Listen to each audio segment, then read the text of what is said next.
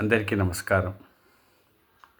సచ్చరిత్ర మననం చేసుకునే ఈ ప్రక్రియలో మా అమ్మాయి ఇంట్లో ఉంటున్న నేను అనారోగ్యంతో కాస్త పుంజుకుంటున్న అనారోగ్యం నుంచి పుంజుకుంటున్న నేను మీ మధ్యలో ఉంటున్నట్టుగా సచ్చరిత్రను మననం చేసుకోవాలనే ఆలోచనతో మొన్నటి నుంచి కొంత కార్యక్రమాన్ని చేస్తూ ఉన్నాను.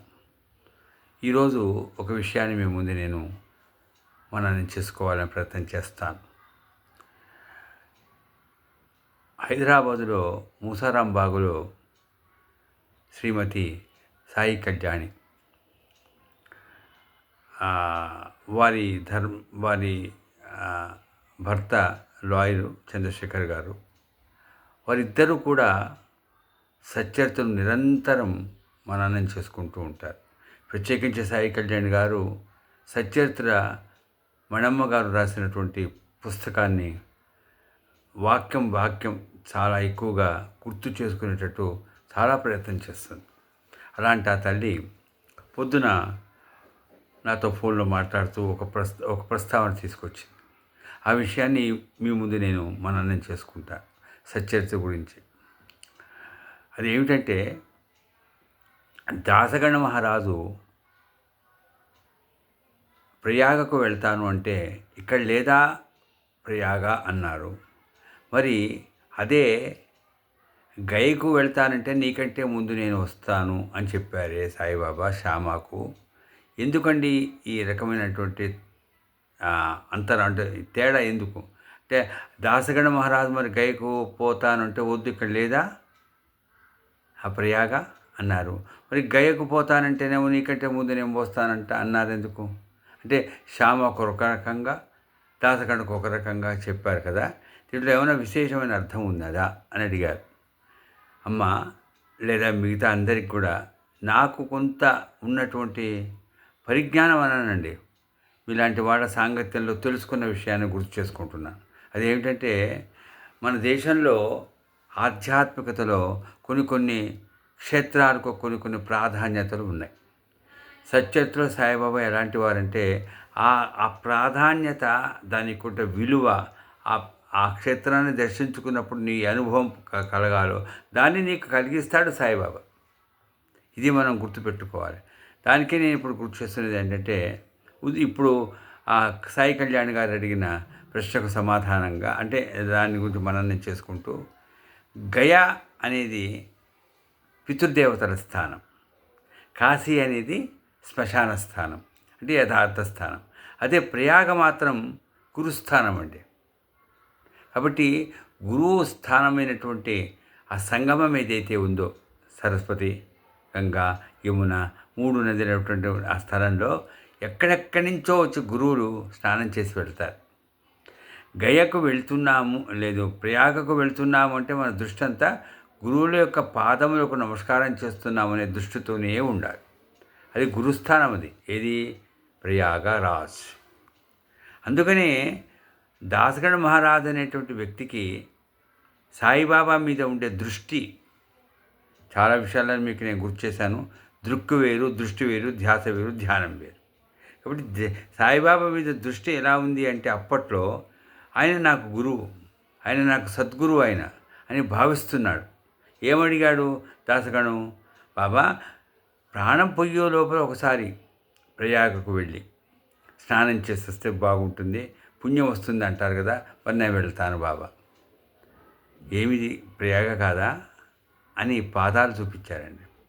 అంటే మన ఆధ్యాత్మికత విలువ ఎంత గొప్పదో చూడండి. నువ్వు ఒక గురువును ఉపాసిస్తున్నావు, నువ్వు ఒక గురువును సాంగత్యం పొందుతున్నావు. ఆ గురువు నీకు చేయాల్సింది ఏంటి? ఆ విలువను ఏమిటో తెలియజేయాలి. నువ్వు వెళ్ళు, ప్రయాగకు వెళ్ళవద్దని నేను చెప్పలేదు, వెళ్ళవచ్చు. కానీ వెళితే ఏదో పుణ్యం వస్తుంది, దానివల్ల అందరూ వెళ్తున్నారు కదా మనం కూడా వెళదాము కాదండి. ఆ క్షేత్రం యొక్క విలువేమిటో, ఆ క్షేత్రం యొక్క పవిత్రత ఏమిటో మనకు మన గురువుగారు అనుభవంలోకి తీసుకొస్తారు. అంటే ప్రయాగ వెళ్ళి అక్కడ ఏదో పుణ్యం సంపాదించుకుంటాం కాదురా, పాదముల దగ్గర లేదా ప్రయాగ? ఏ పాదముల దగ్గర? నువ్వు ఈ ఈ పాదముల దగ్గర తన పాదములు చూపించారు. ఆ పాదములను చూపించడంలో విశేషం ఏంటంటే గురు గీతలో చెప్పారు. అనేక సందర్భాలకు ప్రతిసారి మనం వింటుంటాం. గురు పాదముల యొక్క విలువ విశేషమైంది. ఆ గురు పాదములు ఎంత గొప్పవంటే ప్రయాగ క్షేత్రంలో స్నానం చేసిన దానికంటే గొప్పవి. కాబట్టి నీకు కనుక దృష్టి ఉంటే, నీకు కనుక ధ్యాస ఉంటే, నీకు కనుక ఒక రకమైనటువంటి పరిపూర్ణ అనుభవం కలగాలనుకుంటే ఇక్కడ లేదా ప్రయాగ. అనుభవించాడు కదండి. కాలి బొట్టలు నుంచి ఆ నీటి ధార రావడం. మరి ఇదే విషయంలో మనం గుర్తుకు చేసుకోవాల్సిన విషయం ఏంటంటే, మరి గయా వెళతాను అంటే నీకంటే ముందు నేను వస్తానన్నారేంటి బాబా అంటారు. గయా అనేది పితృదేవతల స్థానం అండి. అందుకే శ్యామ అనే వ్యక్తికి పితృదేవతలు ప్రత్యేకించి తల్లి యొక్క రుణం తీర్చుకోవాలి. అందుకోసం ఆయన ఆ సందర్భంలో ఆయనకు అవకాశం కలిగింది. ఇది గయా తర్వాత కాశీ అట్లా వెళ్ళడానికి, అదే ఉపనయనాలకు వాటికి పిలిచారు. ఆ సందర్భాలలో అట్లా అనుకున్నప్పుడు నేను నీకంటే ముందొస్తాను అనడంలో ఏమిటంటే నువ్వు వెళ్ళు, అక్కడ నీకు అనుభవం కలుగుతుంది. ఎక్కడ? గయలో. ఏమిటది? అందుకనే సచ్చరిత్రలో ఏముందంటే, మీరు అందరికి చాలాసార్లు పారాయణం చేస్తూ ఉంటారు. ఏమన్నారు? గయకి వెళ్ళారు, అదంత పెద్ద కథ.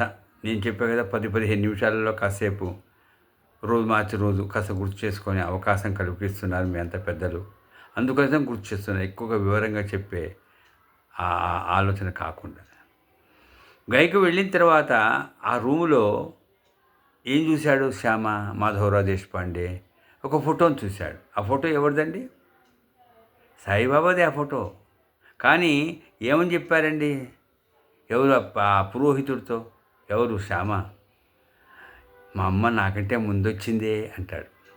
మా అమ్మ అంటే పితృస్థానమైనటువంటి ఆ స్థానంలో అమ్మను గుర్తు చేసుకోగలిగేటువంటి అనుభవం కలిగించాడు సాయిబాబా. అందుకంటే నీకంటే ముందు నేను వెళ్తానురా. అది బాబా. చూడండి ఎంత గొప్ప మహానుభావుడు.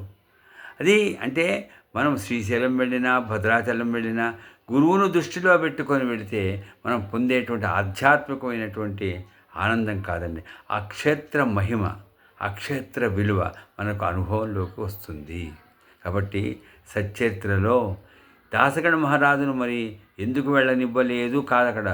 వెళ్ళవచ్చు, వెళ్తాడు. కానీ గురువును దృష్టిలో పెట్టుకొని కనుక నువ్వు ధ్యాస పెట్టుకుంటే నీ ముందే ఉంటుంది ప్రయాగ.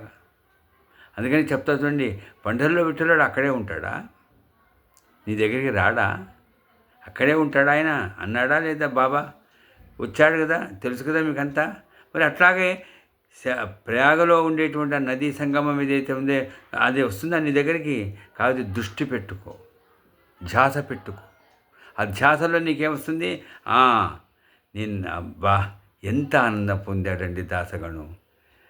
అంటే తనకు తెలియకుండానే తన మనసులో నుంచి వచ్చిన ఉప్పొంగినటువంటి కవిత మీకు సచ్చరిత్రలో ఉంది. కాబట్టి ఎంత గొప్పవాడివయ్యా సాయిబాబా.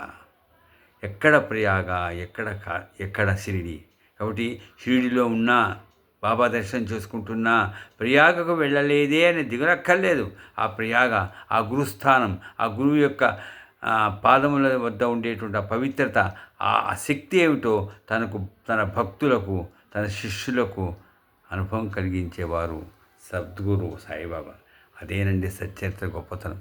కాబట్టి సచ్చరిత్రను గురించి ఈ రోజున మీ ముందు నేను మననం చేసుకుంటున్న ఈ సాయి కళ్యాణ్ గారు అడిగినట్టు కాదండి, నాకు పెద్దగా తెలుసు, నేను ఏదో సమాధానం చెప్తాను కాదు, ఈ విషయాన్ని ప్రస్తావన చేసింది. ఈ విషయంలో ఇది విశేషం. అంటే ఎందుకో ప్రయాగ వెళ్ళలేదు, ఎందుకో గయకు ముందే వచ్చానని చెప్పారు. ఈ రెంటికి తారతమ్యం ఏమిటో, అది పితృస్థానం. అంటే తల్లి యొక్క రుణం తీర్చుకోవడానికి బాబా ఇచ్చిన అనుగ్రహం. ఇక్కడ గురుస్థానంగా ఉండేటువంటి దాన్ని నీకు ఉండాల్సింది భక్తి, నీకు ఉండాల్సింది తదైకమైన అనన్యమైనటువంటి, దాన్ని ఏమంటారు, అనన్యమైనటువంటిది. నాకు నా గురువు పాదములే ప్రయాగ, నా గురువు పాదములే గంగా యమునలు. సరస్వతి అనేది అంతర్లీనంగా ఉంటుందండి. కాబట్టి ఆ ప్రయాగలో స్నానం చేస్తే ఏ అనుభవం పొందుతుందో నా గురువు పాదముల దగ్గర నేను పొందలేనా? ఇదిగో పొందాను, పొందుతున్నాను, పొందాను అని అనుభవపూర్వకంగా అందించినటువంటి గొప్ప అపౌరుషేయమైనటువంటిది సచ్చరిత్ర. కాబట్టి ఈ రకంగా మీ ముందు నేను ఈరోజు ఈ విషయాన్ని ప్రస్తావన చేసుకోగలిగే అదృష్టం కలిగింది. ఇలాగే ఎవరికైనా ఏదైనా ఏ సందర్భం గురించి కానీ, ఏ కథ గురించి కానీ, ఏ విషయం గురించి కానీ కాస్తంత గుర్తు చేసుకోవాలి అనే ఆలోచన కలిగితే నాకు ఫోన్ ద్వారా కానీ, మెసేజ్ ద్వారా కానీ తెలియచేస్తే ప్రయత్నం చేస్తాను. ఎందుకంటే మీకు అందరికీ తెలుసు, చాలామంది కొంతమంది వస్తున్నారు, పరామర్శిస్తున్నారు, సలహాలు ఇస్తున్నారు, సహాయం చేస్తున్నారు. అనారోగ్యరీత్యా ఉన్న నా స్థితిలో నాకు ఏమిటంటే ఎక్కువగా మాట్లాడకండి, బాగా నీరసంగా ఉన్నారు మీరు అంటున్నారు. అయ్యా, వచ్చి మాట్లాడుతూ ఉంటే నాకు ఎక్కడా నీరసం అనిపించడం లేదు. కారణం అది సాంగత్య బలం. మీ మనసులో ఉండేటువంటి ఆనందంలో సాయిబాబా నాకు కాస్తంత ఉత్సాహం కలిగించేందుకు పంపించారు మిమ్మల్ని, అంతే, వేరేది కాదు. ఆ ప్రోత్సాహాన్ని నాకు మీ ద్వారా అందుతున్నది. కాబట్టి మరీ చేతులు జోడించి నమస్కరించి చెప్తున్నానండి. నాకు నీరసమో ఏదో అయిపోతుంది, ఏది అయిపోవాలో ఏం కావాలో జరగాల్సింది జరుగుతుందండి. ఏదో అది తక్కువ, ఇది తక్కువ, ప్రోటీన్స్ ఇవన్నీ మెడికల్ సైన్స్ కాదు, ఆధ్యాత్మికంగా బాబా అందించినటువంటి గొప్ప ఔషధం ఇదండి, సచ్చరిత్ర. దాన్ని మననం చేసుకుంటూ ఈ రకంగా అవకాశం కలిగించినందుకు రేపు ఎల్లుండి ఇంకో విషయాన్ని గురించి మీరు ఏదైనా ప్రస్తావన చేస్తే దాని గురించి మననం చేసుకుంటాను. అందరికీ మరొక్కసారి నమస్కారం చెప్తూ సచ్చిదానంద సద్గురు సాయినాథ్ మహారాజ్ కీ జై.